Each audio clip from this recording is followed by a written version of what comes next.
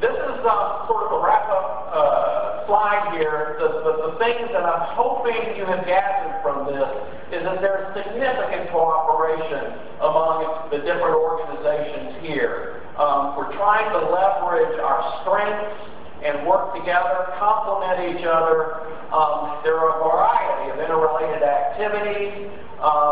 We opened with sort of the supply of the transportation infrastructure. We then went to how we manage demand so that supply and demand are working together to create the best opportunity for us. We're looking at land use and transportation and creating a quality public realm. And we believe that the future of Buckhead really is in good shape as we are working together with you to take care of this place, to prepare for the future, and to make sure that we will continue to be prosperous going into the future.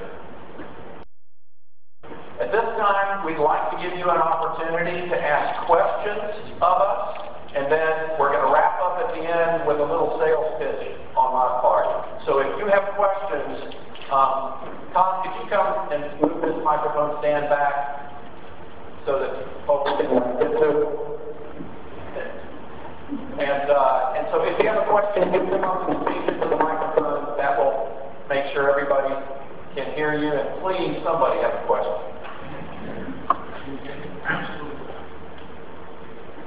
Jim, in the commercial areas where you're creating pedestrian walkways, are there financial outlays associated with that, or do the commercial landowners see additional value that is going to be, that they're going to get from the fact that this will occur? Yeah, it's not an either or, it's a this and that. There will be a need to invest to make it happen, and the commercial property owners do agree that this is an amenity, an asset, a value enhancer, and it's worth participating and partnering with the CID to make the necessary investments to do it. The question is, are we going to come up with an elegant solution that's cost effective, that people are going to use?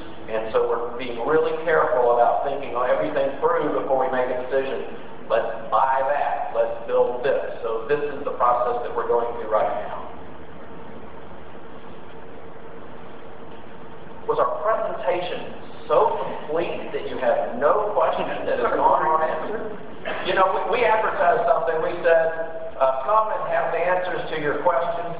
And one of the questions that we threw out there is, why are all those bucks out on the street? And I want to let Denise actually answer that question right now, because I'm the one who made the shameless pitch about making contributions that are tax deductible to Livable Buckhead so we can do good stuff. So Denise, why are those bucks on the street? Is Donna King still here? She was here earlier. I think she might have snuck out.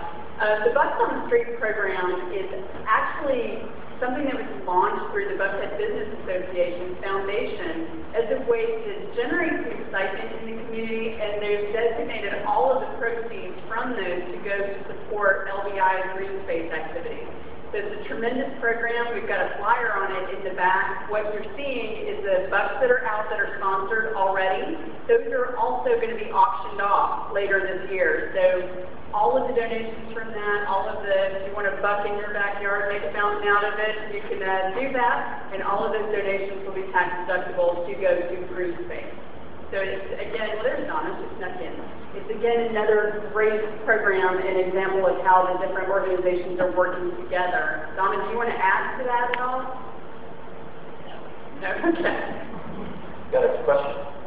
Yes. Have you looked at possibly any larger areas in Buckhead that you could maybe create a community park, maybe not as large as Midtown Piedmont Park or downtown Centennial Park, but sort of like, you know, because as far as I know, there are small pockets of different parks, but this would serve as an open area where all residents could go and where you could possibly have some community events, open air events, maybe small acts, performance acts during the summer, sort of enhance that lifestyle, and not to say compete with Chastain Park, but to be that open area, open space where everybody can maybe go and enjoy some maybe live entertainment and so forth.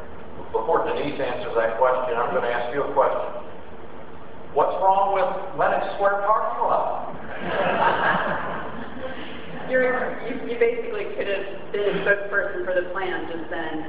We do have 2 central gathering spaces that are in the plan, one in the commercial core and one down in the village area. And one of the things that is really interesting right now, the Atlanta History Center is opening up its grounds, and they're doing it on a trial basis with the surrounding neighborhoods right now, and they may actually open it up in the future on a bigger scale. They've got 33 acres over there, so it's tremendous. But you're exactly right that we've got to have that area that is sort of the anchor for the community where we do our festivals and we activate that and use that space to help create that identity.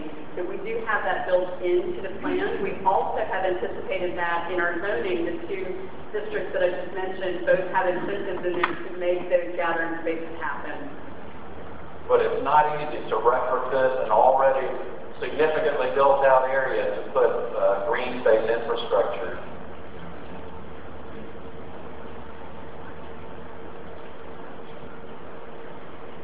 Yes, ma'am. Good morning. Is there an opportunity for companies to become partners in that recycling with the Better Buildings Challenge? Definitely. Definitely. We will be, actually, if you'll give your contact information to Tom right there. He's I've already the person who will hook you up.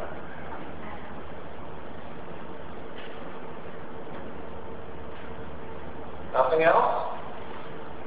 We did a good job of putting all this together, didn't we? Confident?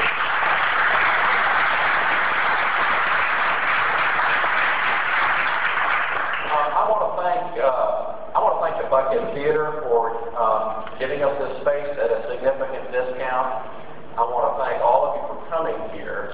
I want to thank the staff of both LBI, BATMA, and the CID for the hard work that they've done to make this happen. And I'd like to close, if you don't mind, with the sales pitch. We've got a very significant, extremely important opportunity in front of us right now. I've described for you how a CID works. Let me tell you, the people who invest in that CID do it gladly because they understand where their money is going. They know that we've carefully considered how we're going to invest that money. They know that we're able to leverage additional funds to come into the CID to make those improvements.